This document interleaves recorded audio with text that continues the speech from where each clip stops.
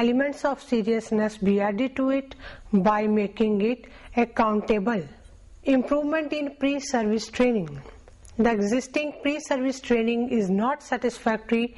It needs to be made up to date and practical. Improvement in midday meals program. A type of tradition has been set up that students are given wheat in place of midday meals, which spoils the very spirit of it. It needs to be provided in the school, but proper staff needs to be recruited for it. Training for keeping records of grants. The committee of the school be given training to keep account of the grants given to the school. Formation of effective village educational development committee. It must be represented by educated peoples, which preferably be elected. In the long run, the work should be handed over to the panchayat only. The next is strengthening of the resource centers. The block resource centers and cluster resource centers be taken up to implement the scheme in word and spirit, not to be politicized. Sarv Shiksha Abhiyan be limited to the activities of education only. It need not be politicized.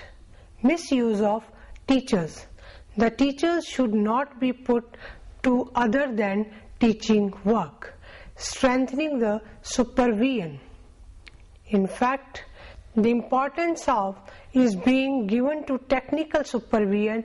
It needs to be allowed to invert and spirit, not to limited to government schools. Sarv Shiksha Abhiyan should not be limited to government schools. Voluntary organizations be involved in it. Special arrangements for special students. The arrangements for special needy students needs to be strengthening more rigorously. Recognition of creative students.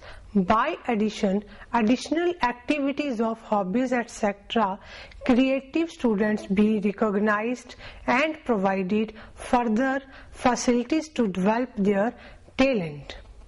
The last point is correlational teaching.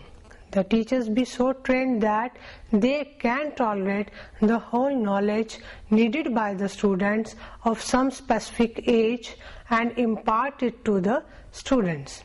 Summary. Having failed to achieve the targets laid down in Article 45 of the Constitution to provide free, compulsory and universal education to all the children in the age group of 6 to 14, by planning through the media of 5-year plans and also by framing national education policies of 1968, 1986 and 1992, the government has come up with the framework of Sarv Shiksha Abhiyan, framing time-bound and area-specific programs of the universalization of elementary education between 6 to 14 years of age during 2001 to 2010.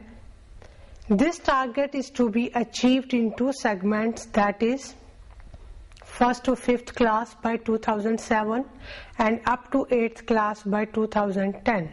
It will be done for all areas of India without distinction of province, caste, creed, color, sex or any such distinction. It will provide the quality education and has made provision for adequate building staff, in-service training, repairs of the building etc. and involvement of community and panchayat.